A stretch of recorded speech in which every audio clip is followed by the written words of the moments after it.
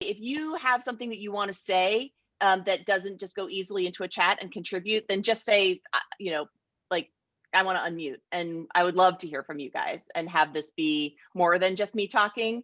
It's just you guys are so popular that it's hard to have the conversation without knowing who's going to be talking. One of the things that I think is a really fun and interesting way of thinking about this kind of new world order where IT is so present in the customer experience is who owns the chatbot.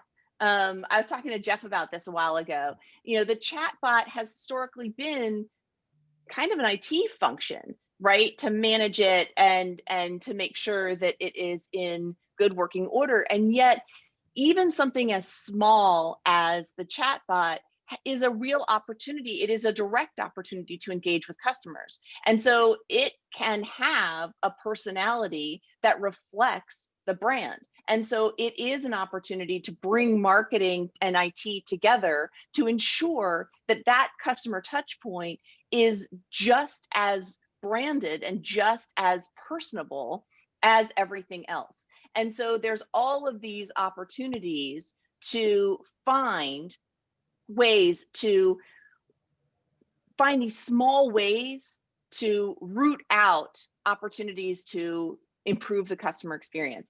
And all of those opportunities become trust markers for growth. There's a great story that Brené Brown tells, and Brené Brown is wonderful. She's a qualitative researcher, and she talks about this thing called the marble jar. And the way that she tells the story is that her daughter comes home from school and her feelings are hurt because her friend said something that betrayed her trust.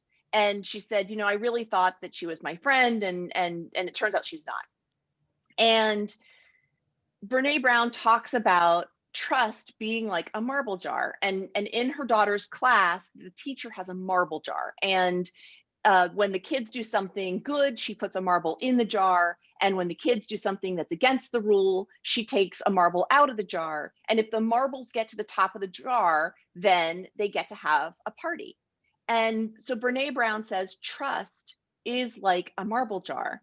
Every time somebody, and she's talking about friends, every time a friend does something that builds trust, you put a marble in the jar. And if a friend does something that breaks trust, you pull marbles out of the jar. And it's only when you get to the top of the jar that you have trust. And the same is true for your customer relationships. And every single thing that you do to build trust matters, even these small steps. And trust truly is built from these small steps. Brené Brown tells the story that she thought that trust would be built by big, grand gestures. And the research doesn't support that. The research supports that trust is built by the small gestures over time. And so that chatbot, while small, is a marble in the jar of building trust with customers and a very tangible opportunity for IT to show that it is part of the customer experience. So, and certainly, if your system is crashing, you're not engendering trust. So those conversations to make sure, having a process to make sure that those conversations are proactive and ongoing with marketing is really important. So I want to also talk about efficiency and IT and how that also contributes to the customer experience. So this is an association, and this is another real world example and kind of an example of the impact that IT can have on the internal customers. So in this association, they had a legacy email system, and associations are not always the most, nimble and dynamic, especially on the tech front. At least this one wasn't. And so they had an email system that actually could not drip automated email sequences. which to me is mind blowing, but whatever. I mean, maybe being not a technologist, maybe that's more common than I realize. But they couldn't. And so, and for whatever reason, that because that had never been implemented, the onboarding sequence for new members, and so they're gaining new members all the time, it had to be dripped manually. Somebody actually had to go in and, cut and paste the email or cut and paste the email address and press send in order to get each onboarding email out. And you can imagine that maybe that was not the most efficient way of getting it done. So membership and IT just never got together and got on the same page to prioritize fixing the problem. And so it persisted for years. And the upgrade cost about $10,000 to upgrade to the to this higher level system that automatically dripped emails. So when I started working with them and they were able to sort of bubble up the problem and get everybody on the same page talking about it, they made the decision to upgrade, and they had so much better data. So one of the things that they were able to do is save over 1,000 person hours each year and gather way better data about open rates and engagement, because everything was consistent. Instead of, things getting slipping through the cracks. Oh, I didn't send that email. Oops, I forgot. This one got sent at 8 a.m. This one got sent at 5 p.m. They were able to get all of their systems in alignment. And so the data that they collected was much better. And then they made their members feel more valued, because they actually got the emails. They got the email sequence instead of something that fell between the cracks. So, okay, so Matt just said that trust can be thought of as made of glass. Bad stumble can cause the jar to be dropped and shattered in a single incident, which means the loss of a customer. That's absolutely true. I will say, though, that when companies respond well and have a system in place to respond, you can put Humpty Dumpty back together. But in order to do that, you can, there is an opportunity to intervene even when you break the glass, but you have to be on it and you have to be ready. You have to have a process. So I'm curious about this idea of, IT having an opportunity, like the ideas that would help the organization improve. But just for whatever reason, there's a lack of communication, or you guys don't know the problem exists in a way that lets you step into a solution. Does that help? I mean, have you guys experienced something like that? Is this something that you guys see? Fixing known problems with clients deepens trust. Yep.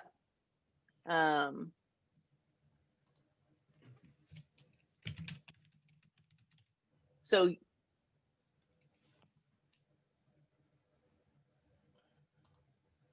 a lot of companies struggle with the IT, that IT can be a strategic partner and not just a cost center. Well, right. And that's part of the reason why these conversations are helpful, because it gives you guys concrete ways to think about the fact that this is not just part of the company, but part of the revenue driving force of the company. The fact that this directly impacts customer experience is an opportunity to think about IT as part of revenue, and not at all just a cost center. Most of the time we have a people problem and not a technology problem. Angel, will you talk more about that? Will you unmute and talk more about that? I'm curious to hear more. Oh, hey there. Hi, can you hear me? Yeah. Oh, hey, good morning, all. Yeah, so that came as a motto from one of my product owners a few years ago, where when we mapped out our processes and kind of did some value stream mapping and looked at our processes across our siloed organizations, from marketing to sales to IT, we realized that we can solve this. Like these issues are are not technology issues at all. Like we can figure this out from a technology standpoint. The real process were the willingness of the leaders of those departments to embrace the change, change their process. If we implemented a piece of technology that would require a process change, and that was, you know, sometimes flat out rejected, or it just would take a ton of socializing and massaging of people's minds in order to embrace the change. So when she said that, it just kind of summarized everything pretty nicely, that, you know, we've got a people problem, not a technology one. It's so true. I start by saying I'm a people process person and not a technologist, but most of the challenges that bubble up, most of the issues that we're talking about, most of the, like, sure, there are things that are purely technology problems, but these are people process opportunities. And, you know, Doug posted the question, does this need to come from the top? Should the leadership team be mandating the inclusion of IT? And, you know, my argument is yes. You know, this is not, the customer service is not a department. Customer retention is not a department. You know, customer retention is a cross-functional, full body, all companies, hands on deck opportunity. And, you know, these examples that we're going through highlight why. And in order to break through the silos, in order to mandate that these conversations start to happen, you know, some companies have the EQ to be able to say, hey, look, we're seeing this, these are opportunities, let's start to collaborate. Sometimes what you need is more of a top-down approach. And but as CIOs, you are part of that leadership team and have the opportunity to say, look, this is an opportunity that we may be missing, and we may be leaking revenue with our existing customers because of these very fixable problems. So, you know, let's make sure that we're being, you know, having that whole view of the customer experience.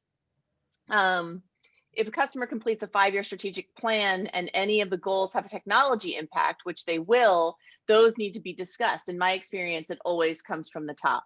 So in my research, the companies that lead with a customer experience orientation and are successful in that way, they are getting support for that idea from the top. The idea doesn't always have to come from the top, you know, the idea can come from other places, but it does need that support from the top of the organization in order to become truly knit into the fabric of the company.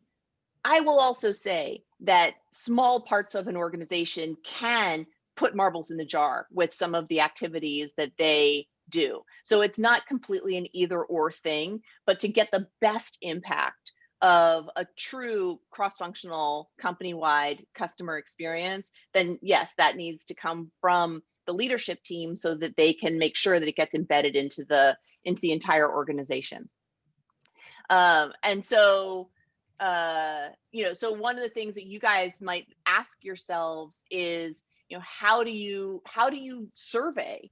Going back to the association example, this was a situation where the IT department wasn't talking to the membership department and didn't even necessarily know that this was a problem that would be helpful to have solved. So there was just a complete disconnect, two ships passing in the night. So, you know, what is the process to have these conversations so that these things bubble up, and the IT department can apply the resources and the energy to solve the IT side of the problem? Because let's face it, that was a super simple problem to fix from an IT perspective. It just took an upgrade. Like, all it took was writing a check. It wasn't actually even an IT like solution. But it was creating a real impact to the workflow. I mean, thousands of person hours per year that were saved with a $10,000 upgrade. And it was just that the membership part of the association didn't know that automatic email dripping was a thing that they could have. So the last example that I will share is another example. This is a SaaS company. This actually happened to me recently. I purchased something and like I hit purchase, and then 5 seconds later, I realized I didn't need the thing that I had purchased. And I went on to the site and I couldn't find an easy way to cancel the order. And it ended up being a real rigmarole. And so, I went to customer service. I couldn't do it myself. I had to go through customer service, already irritating. And I was irritated. So don't make it hard for me as a customer. Don't make it hard for your customers to, just simply refund something. Don't put a bunch of process in the way because you want to, you as a company want to keep your customer. I get it. But if you put too many barriers in the way of a customer just being able to have a flow of information, then that's not helpful either. So again, with your IT hat on, what do you think is going on here in a situation like that where somebody just wants to cancel an order and it's hard?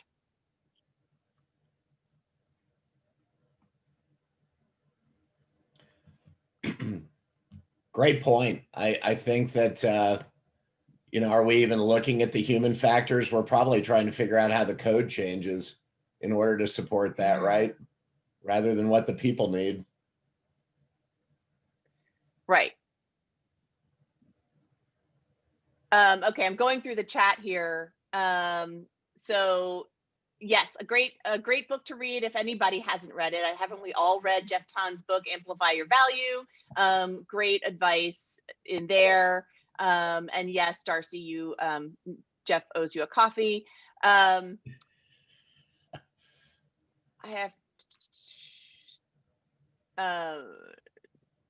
yes, okay. So I hope you guys are all reading the chat. I have to talk to on change management and one of the anti-pattern pitfalls in an organization that tries to jump the curve. It takes giant leaps in maturity. I've seen that destroy trust because it never really meets hyped expectations. I've learned painfully that you have a 30-minute window to cancel your order on Amazon. I did not know that. Okay, so in the couple of minutes that I have left, what we have seen here is that these conversations, including IT in these conversations about the ongoing operations of the company, whether it be product, whether it be marketing, whether it be the internal piece. And I will also just say that IT has learned in the last several months how important you all are to the internal customers in terms of their experience as well. When people are working from home and their laptop breaks, what does that experience look like? When people are working from home and their IT isn't working right, you all own the way that employees feel seen, heard, and valued. You are the front line. And that is an opportunity for IT. It also tends to be an area where you don't have the same level of people process in place, in part because this is new for everybody, but in part because it just is such a new way of working, and you don't necessarily see yourselves as the face of as the humanity part of the company. And I am here to tell you that you are, and I am here to tell you that small changes make a big outcome. So as IT leaders, you are part of the solution to keep the trust and build the trust of clients and customers. So how you do that as an IT department goes beyond the transactional. So think about how you engender trust. How do you root out the simple systemic changes that can happen, that can help a company, and the feedback mechanisms to make sure that you are hitting your goals and building relationships? Because you're playing for customers getting the best possible experiences, and we all deserve that right now. And it's good business. So getting leaders from key departments on the same page often requires an objective outsider to help guide that conversation. if that would be something that is helpful for you all, based on what you've heard today, if you've had a moment of aha that you want to grab for 2021 and beyond, or if you're not sure if you want help and you want to chat about it, I would be more than happy to do that. You can just book a call with me. I'm going to put a couple links in the chat. I'll also put in a cool assessment that I launched as part of the rebrand for the company. And thank you guys so much for participating in this conversation. I hope that this, something bubbled up for you guys that maybe you had not necessarily thought about this way before. So thank you so much. Thank you, Ali. Appreciate your perspective. We often forget as technologists how important our customers are, and not everything gets solved with technology. Great perspective. Audience, thank you. We've had a number of signups for the IT Leaders Indianapolis private LinkedIn group. Remember, that is for communicating with each other. Company page is where you can hear about events, both IT leaders oriented, Indy CIO network oriented, and other groups here in Indianapolis. We are going to dive right in with Mike Mead. Mike, the floor is yours. Fantastic. Thanks, Doug. Ali, great sharing. Really took a lot away from that. Love the marbles analogy and thinking about that incrementalism. So a lot of great stuff in there. Thank you for that. Okay, folks, I'm going to let you in on a secret. So this is a spicy Asian sauce. I don't know if you can see it on the screen there. It just says chili garlic sauce. Most generic name ever. Really not very exciting. Let me tell you, it's exciting. This is the best. It's my family's favorite sauce. We put it on all our Asian dishes. We put it on eggs. It's kind of like sriracha, but sriracha on steroids. It's awesome. We love it. It is our secret sauce in our family. So let's exercise our chat a little bit more. I want to hear from you in the chat. What is your favorite sauce? Just throw out there, and it doesn't have to be anything fancy, or maybe you're a chef, you make your own sauce. Or I don't know, any Chick-fil-A fans out there perhaps? Mayo, there we go, Cholula, love Cholula. This is the Asian version of Cholula, basically. Dragon sauce, have not tried that. That sounds awesome. Frank's Red, okay, some spice fans out there. Buffalo Wild Wings, taco sauce. Okay, I'm kind of getting hungry now. It wasn't my intent, but ranch, that's good stuff. Well, I love thinking about the sauces and food. I'm not really a foodie, but I love to eat. So, but let's take this idea of a secret sauce, but put it in the context of leadership for a minute. Do you have a secret sauce for your leadership? Maybe it's a strategy or a philosophy or how you approach leading people in your team. Over the years, I've become very intentional with my recipe for leadership.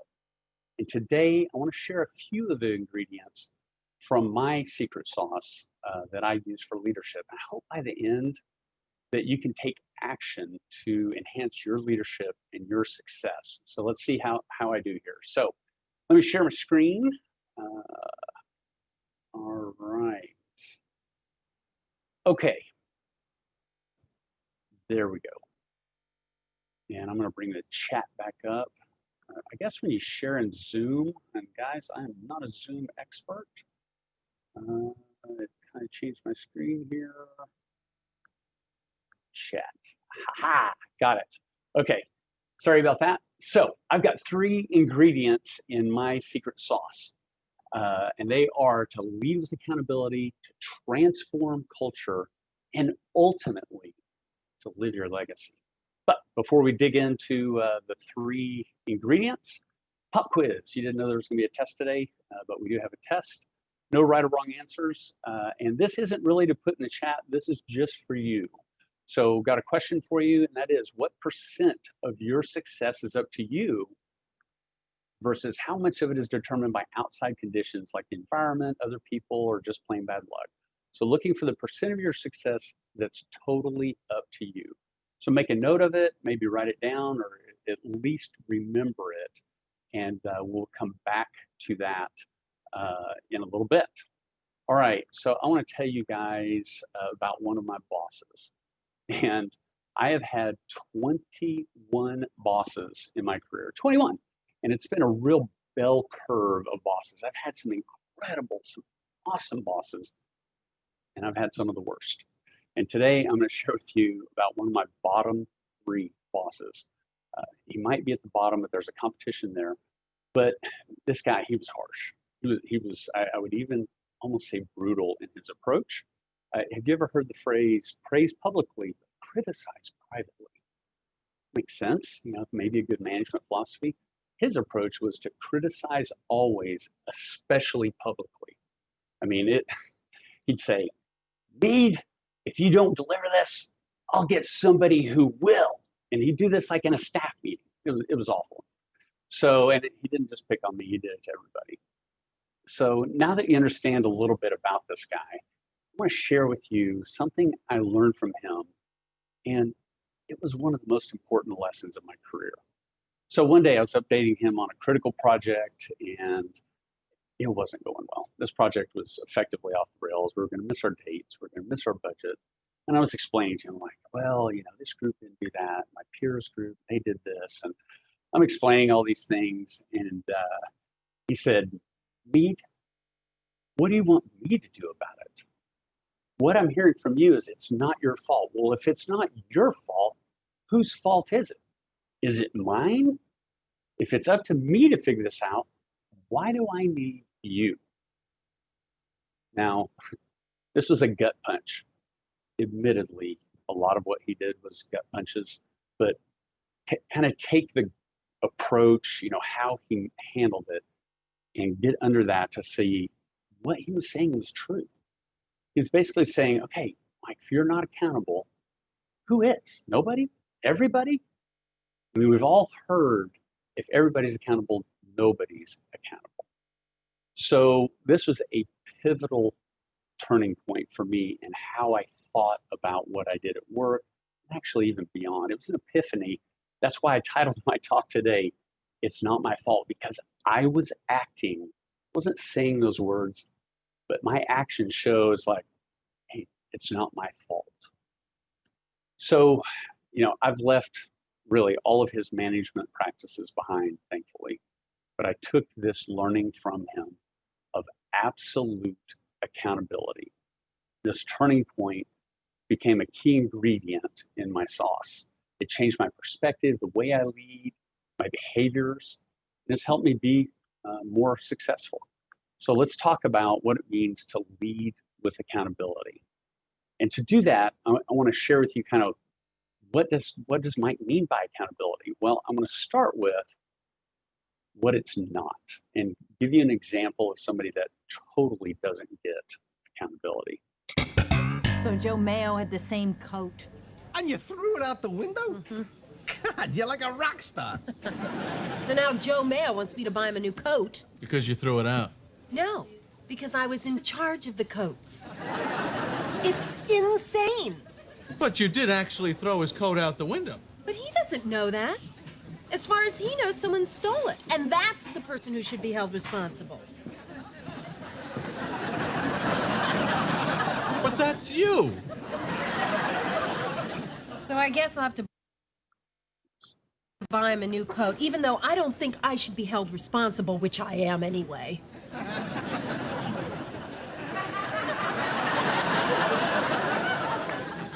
Well, I'm satisfied. So clearly, Elaine doesn't get accountability.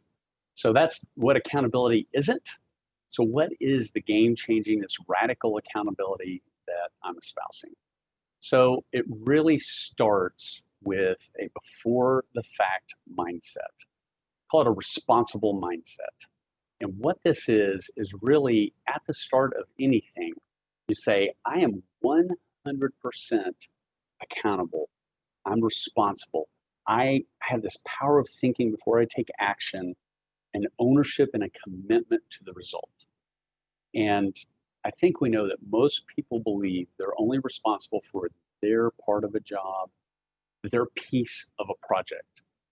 But if that project goes well overall, even though you had a piece of it, if it works, hey, I'm accountable. Man, I want to celebrate the success of that. But if it doesn't work, it's not my fault, right? My piece of the project, I did my part. It's those other folks. someone else messes up, it's not me. It's kind of like we're all in a boat together. And as long as my end of the boat's dry, we're all good. You know what? The boat's going to sink. So even if your piece worked, we're all going down. So, why does this matter so much, this mindset that I'm talking about? Well, let me tell you. So whether we admit it to ourselves or not, we're accountable for everything we're involved with. Whether it turns out good or bad, whether it fails because of something I did or something somebody else did, the outcome actually belongs to everybody who touches it. We share and take the credit when it goes well, and like it or not, when it doesn't, we're implicated in the failure. We just tend to say, that's not my deal. So it sounds simple, but so many times we don't think of things like this. So I'll tell you guys, a few years ago, I had a new boss come in, a different boss. He was kind of in the middle of the bell curve. And he was new to the company, and he looked at our environment, and there was a technical area that was really bad. Like, it really needed to be fixed. And we all knew this. This wasn't a surprise. But he came in and he made this a major priority. He said, we're going to get this done in 3 months. And so he set out to charge ahead. And it wasn't in my direct area of control at this time. It was previously.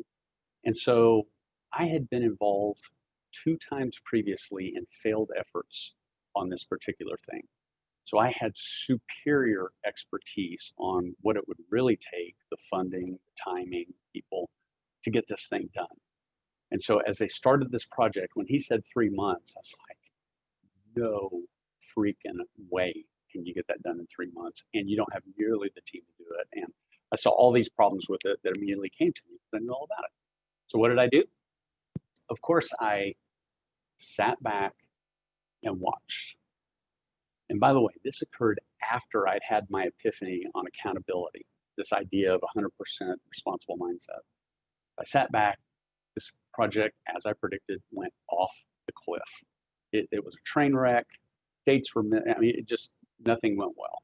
And at the end of it, I sat back and said, yep, that would happen. Saw that coming. I felt pretty proud of myself because I knew. And then, it kind of disgusts me with myself to even share the story because I pride myself on this 100% responsible mindset. And I finally realized in that if I would have raised my hand as I should have at the beginning, I could have helped them avoid launching off that cliff. By the way, it would have been hard because I knew that boss wouldn't like what I would have had to say because he had already put his stake in the ground. But if I had a responsible mindset, as I should as a leader in the organization, I could have made a big difference there. So if you ever look at something and say, yep, I see where that thing is going. Nope, that's not going to work. I would ask, take a responsible mindset and speak up. It will cause you to behave differently when you do this. It's transformative and will lead to better results. So that's step 1, is responsible mindset. Step 2 in leading with accountability is to be self-empowered. This is the action step of accountability. This is empowering yourself to take the risks you need to get the result you want. One person can empower you. And of course, it's you. It's called self-empowerment for a reason. If you believe somebody else can empower you, you're actually giving that person power over you. So self-empowerment is really important. And when you think about the environment, as leaders, we can and we should create a positive, nurturing environment, right? That's part of our job. We should provide that environment that allows people to self-empower. And some of you may be in a hostile environment or have been in your past, and it's harder to self-empower in those environments. I mentioned that awful boss I had earlier. Look, even though I had an awful boss, it's still up to me to be successful and help the company be successful. And even in that type of environment, because you can self-empower, you can speak up, you can challenge your boss, you can offer changes and things you can do differently, or you can leave, go somewhere else where you're valued. The bottom line is take action. This is the action step. Make things happen without excuses. Once you've done that, then finally is to lead, and leading with accountability is being accountable. personally accountable. This is the after the fact. Accountability means, yep, that's me. Whether good or bad, it's a willingness to answer for the outcomes produced. By the way, I see some things coming through the chat. Love some of the comments coming through here. We're going to have some Q&A time at the end. So if you'll come off mute then and bring those up or put those back in the chat, because I can't watch it all right now. But thank you for sharing this stuff in the chat. Love it. So this personal accountability is taking accountability of the results after the fact. And again, even when the results are bad, standing up and saying, look, I had a responsible mindset going in. I own this. It didn't go well. Own it. Sometimes things will go well. Sometimes they won't. Others are going to see and appreciate that you own that. Okay, so the three things: responsible mindset, self-empowered, personally accountable. That's what leading with accountability means. So let's go back to our pop quiz. I asked you earlier, what % of your success is up to you? And whatever percentage you wrote down, I'm going to ask you to do something. Acknowledge, believe, and act on the fact that you and you alone are 100% accountable for your own successes, opportunities, happiness. And guess what? 100% responsible and accountable for your failures. Just you, just your choices. It's 100% you. Now, if 100% feels like another gut punch, that feels too big, too far, too big a leap, I'd say at least go for 85%. Because the higher percentage of ownership you believe you have when you start your day, begin a project, when you interact with others, bottom line is the more success you'll have. So an action I'd ask you to take, the next time you agree to do something, think, how much accountability am I going to take for it? Am I going to have a responsible mindset? Am I 100% in, or at least 85%? I know, and one of the reasons I'm so passionate about this, when I started believing and behaving this way, I was happier, I was more successful. It can change how you perform. So, and I became so passionate about this after my epiphany. I've done some talks on this previously, and I was getting ready to do a talk, and I thought, I need to look for resources out there. So I started looking at all these books about accountability. None of them really matched up to the way I see it. I thought, man, I got to write a book. Several were talking about writing books earlier. Ali wrote a book. I thought, man, I need to write a book. Well, it was already written. It's called The 85% Solution, a fabulous book about accountability. She goes really deep. And by the way, there's all kinds of stuff in here, and we can talk later if you guys are interested on, well, how do you hold others accountable? And what does that look like? Because it's not all just me. There's all kinds of things covered in the book, or we can chat as well in the Q&A. Okay, so really recommend that book. Okay, so that's leading with accountability. That's the first ingredient. And I spent the most time on that because it really provides the foundation for the next two ingredients. So the next ingredient is to transform culture. That's the second ingredient in my secret sauce. And Angel, I love Angel Henry shared during Ali's section about, hey, usually it's a people problem versus a technology problem. I couldn't agree more. And I'm going further is, technology is easy if you get the people part right. So, and when we talk about the people part, it's really the culture. So, and Doug, you asked in the chat, does it need to come from the top? Let's talk about that for a minute. So, first of all, I mentioned accountability is the base of my sauce. So when we talk about transforming culture, who's accountable? You, me, we're accountable. We are accountable for the culture we have. So let's talk about culture. Let's go over to the chat. What key ingredients make for a great culture? When you think about a team that's got an awesome culture, put out in the chat some ideas of what you see in a culture that you think is great. Trust, love that. Ali, thank you. No egos, yes, that kind of that teamwork or mutual respect. Empowerment, love that. Collaborations, it's a safe environment. Several things on communication. We have a shared vision. Guys, this is great stuff. Leaving titles at the door. Those are all great elements of a great culture. So now I want you to think about your team for a moment. Think about the group you manage or the group you're part of. Do you have the culture you want for your team? Is it the culture? Is that exactly the culture that you want? And if yes, fantastic. But if no, what's your plan? So let me ask one more question in the chat. Would you like to have better employee engagement and an improved culture on your team? So this is a yes, no. Just type yes or no in the chat. Would you like to have better employee engagement and improved culture on your team? Okay, I see some yeses coming through. A lot of yeses coming through. Absolutely yeses flying through. Okay, good. So this is consistent with every leader I've talked to about their employees' engagement level and their culture. 100% say they want better, higher engagement. You know, it's really something you never really arrive, right? You always want to get better. So then my follow-up question is, do you have a plan? And just about all the leaders I talk to, the answer is like, oh, no. You know, and I bet, I'm not going to ask in the chat right now, but I'm betting if I ask most of you, do you have a plan for improving your culture, whether it's on your team or a larger organization, whatever you manage? What's your plan? Is it written down? Is it an actual plan? Look, we're all IT people here. We live and breathe projects, but we don't have a project plan for culture and engagement. Need to treat employee engagement and culture like any other plan. And I referenced what Doug said earlier about it led from the top. We're accountable as leaders for the culture, but this isn't, and Ali referred to this, it's not all one or the other, but it's not just a top-down exercise. Ask your team, what culture do you want? Just like I just asked you guys, what's important to you?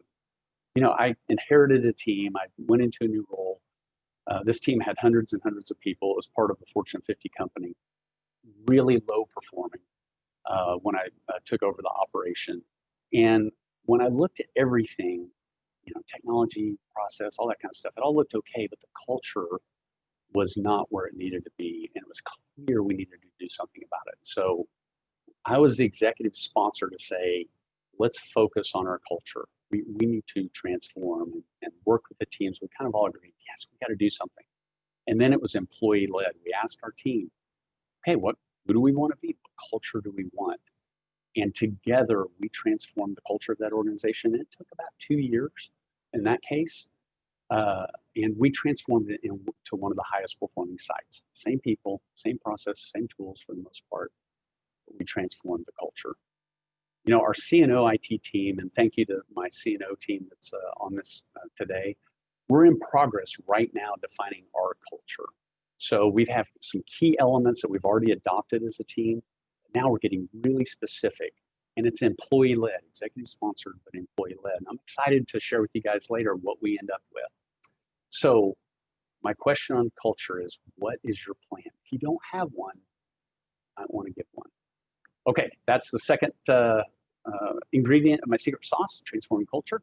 Final ingredient is to live your legacy. So let's talk about our careers for just a moment. And I share with you, so about 10 years ago, I got an executive coach, career coach. My company provided it to me. It's pretty cool. So this guy's talking to me. He's like, all right, Mike, well, what's your career plan? I said, well, you know, work really hard, you know, perform really well.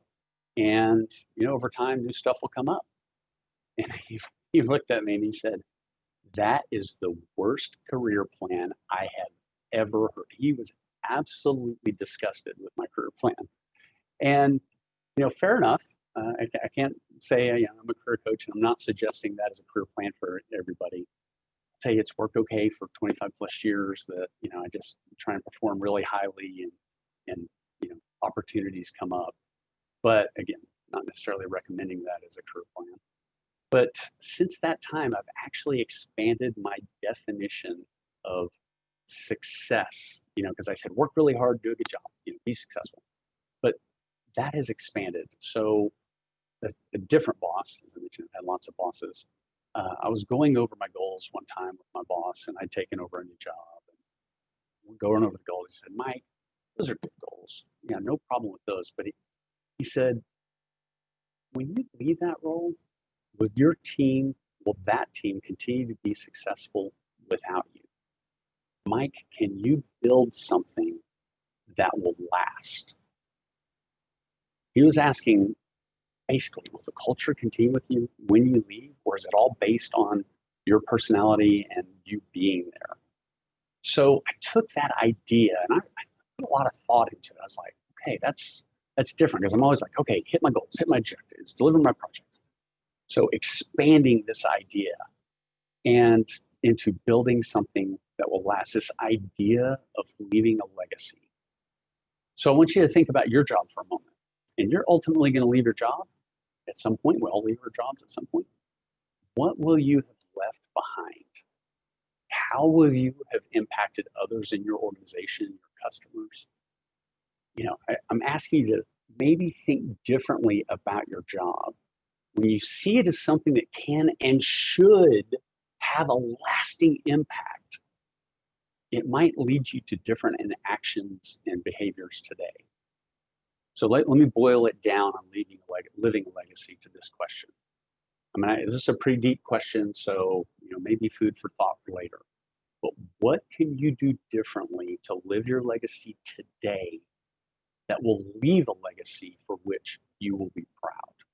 What can you do differently today that will leave a legacy for which you will be proud? And there's no easy answers on that. No two individual answers will look alike. Your answer to what you can do differently could lead, and I believe will lead, to different and better outcomes for you, for your organization, for your team. So I'm going to close with this, a call to action. Will you lead with accountability, 100% accountability? Do you want to transform your culture? Will you put a plan together? And will you live and leave a legacy? If you don't, it's not my fault. Truly, it's 100% up to you. Thank you. Thank you, Mike. Audience, we have time for some questions. If you have a question for either Ali or Mike, please note it in the chat and I'll call on you and you can open your mic and ask it in real audio rather than a typing. So let me know if you've got a question. I'll stand by here and see if anybody's got any explicit questions for either Mike or for Ali.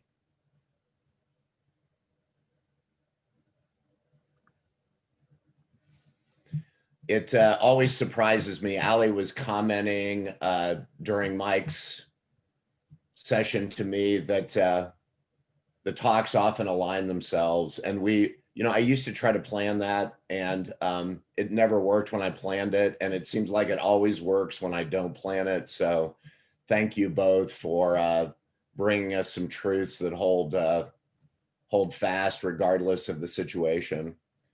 Mike, Jason Sondi's asking, how are you managing culture through a virtual world?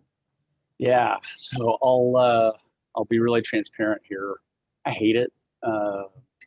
It's infinitely better. I've managed virtual teams for a very, very long time. I've had teams around the world, hundreds of people in many different countries at the same time. So used to managing remote teams and have done it a lot without all the cool tools we have today.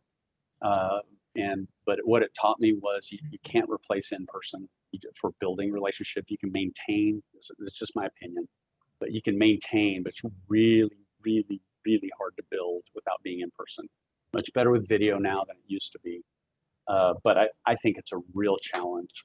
And I don't know, if I had to say, some of the things we've done, we meet, our IT team at CNO is about 200 people and growing. I think we'll be about, we're over 200 now, maybe 250 is our target. So 250 people, we meet every week with the entire team. Our leadership team meets every week. We spend 30 minutes, 1 week with a pure Q&A session. The following week, we have kind of a little mini town hall where people are presenting things. So we used to do that once a month. Now we do it every week because we don't have that connectedness like we used to. So that's one of the things we're doing as an organization. And then I think it does take a lot of intentionality, and I'm excited that, I talked about the culture we're building. So we've got a team of our associates that are putting that plan together. And part of that plan is going to be, okay, what are we going to do differently and better in this virtual world? So, because I sure don't have all the answers, but I can tell you, I'm very excited to be able to see people in person again. Who knows when that'll be? But in the meantime, guess what? I'm fully accountable to make sure we do have the right culture and stay connected in the meantime. Rusty, go ahead and unmute and ask your question, please. Hey, Mike, what would you suggest as far as if you're in an organization that isn't quite to this accountability level that you're suggesting for you, how you would behave? Yeah, thank you for asking that. Love it. So I would say most aren't going to be, because I'm talking about a pretty radical level here. And I would say our organization at CNO, we're not fully there. But the most important thing, the number one thing would be how you act. Because as a leader, you start demonstrating it, that culture as a leader, your organization, however big your team is, will inherit some of your leadership traits. I'll just give you an example of it. So I mentioned some of my bottom bosses. I recognize he's probably tied for second in my worst boss list. What started happening, I started exhibiting his behaviors. This guy was just one of those harsh guys again. And all of a sudden I noticed that's how I was managing my team. So people naturally, and I have to be very intentional. If someone above me has behaviors that don't align with my beliefs and my values, I have to be really intentional to make sure I don't start adopting that. That tells you, at least the way I've seen it, how important it is how the leader acts, because others will start adopting how you act. So the most important thing is acting that way yourself. The second thing is, and we didn't get into this, but it's how you manage accountability. And it's important to write things down and have clarity of accountability.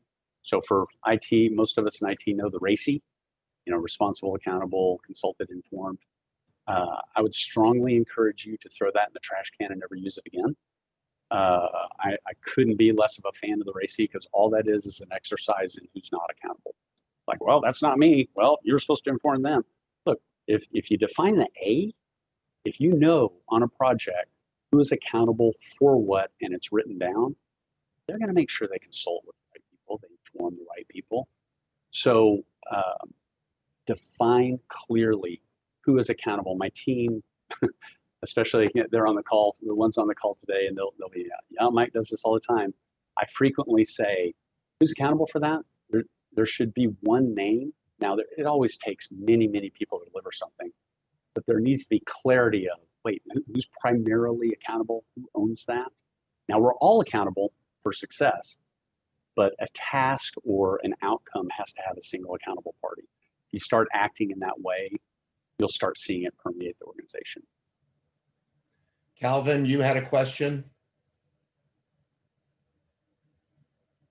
Yeah, I had a couple comments in here. So with accountability comes consequences. I mean, there has to be some kind of consequence for whatever you're accountable for.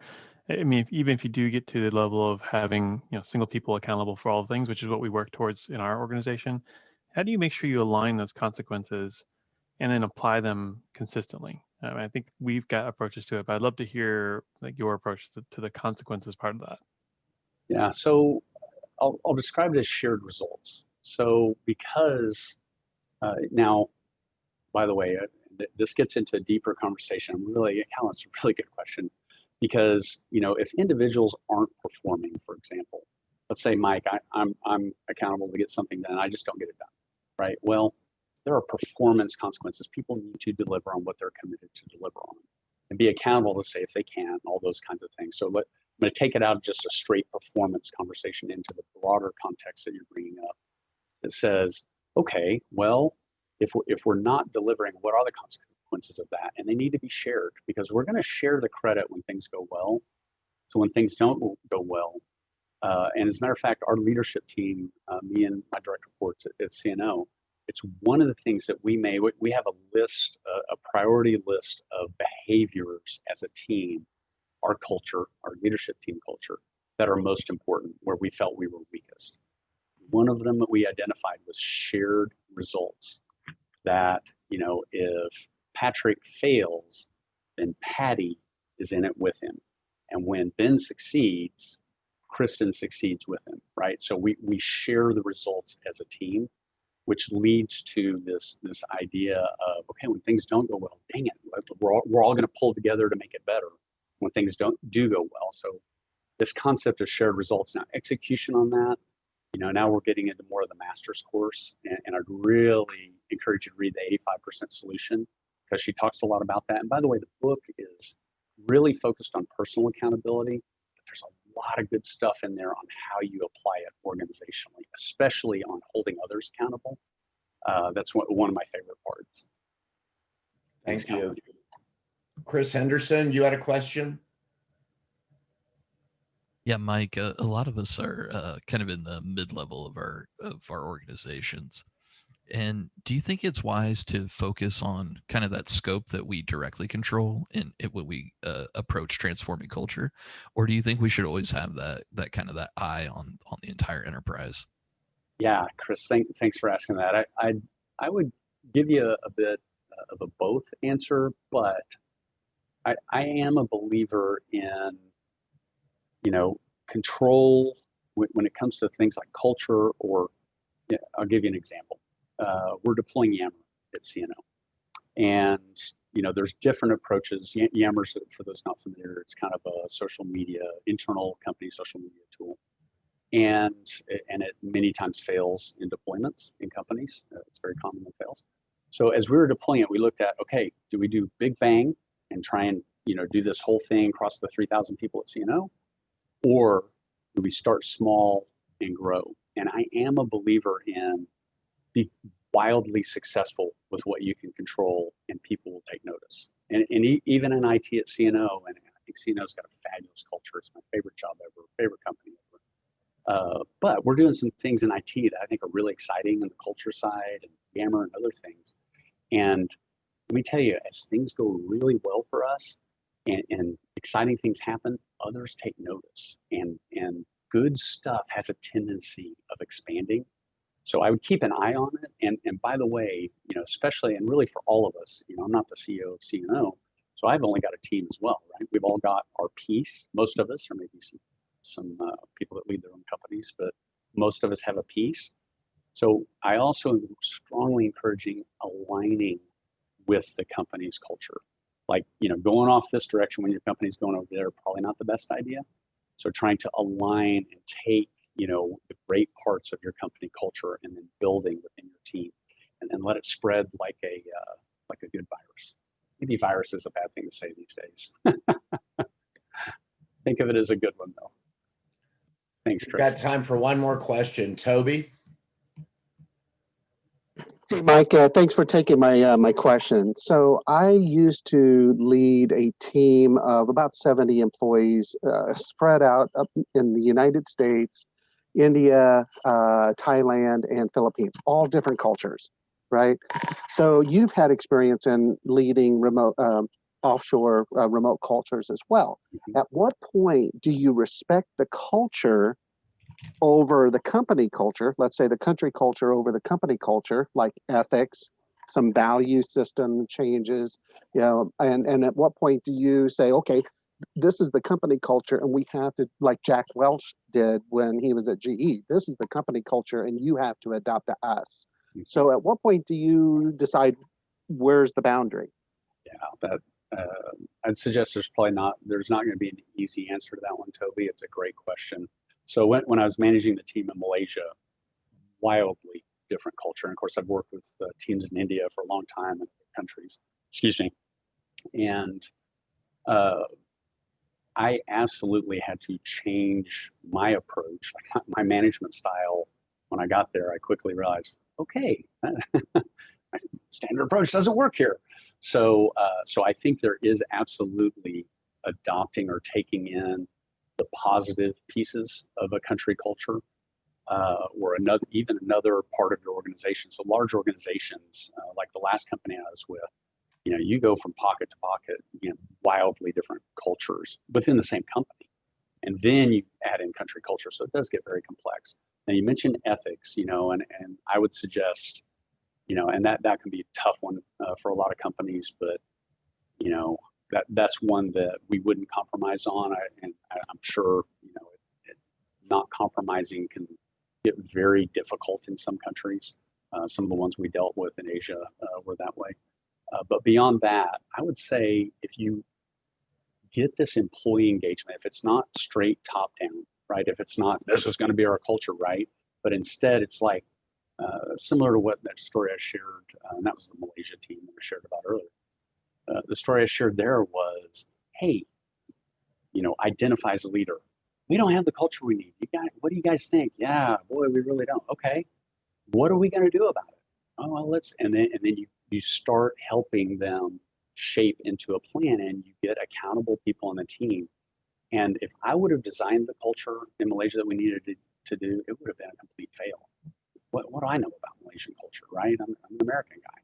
So, but the team defined it, but we did align it to the company and to some core values and some other things. So you help shape, but you do, I think, have to take into account, those specifics, because countries are different.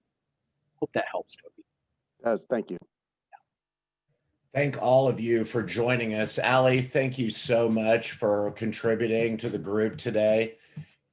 Buy Ali's book, Keep Your Customers. I started it over the weekend, and I'm looking forward to finishing it up. It's God bless the short business book writers, Ali. Thank you. And Mike, thank you so much for giving us some insight into your successes and your struggles through your leadership challenge. We really appreciate it. Thank you. Each and every one of you, take what you learned today and put it into action. Remember, keep an eye out for the survey. I'll be reaching out to a few of you here in the coming weeks just to ask for your feedback on the meeting today, whether you like the new meeting style format versus webinar, what content you'd like to see. And the survey will be crossing. I get a big thumbs up from Calvin, I see. Thanks so much.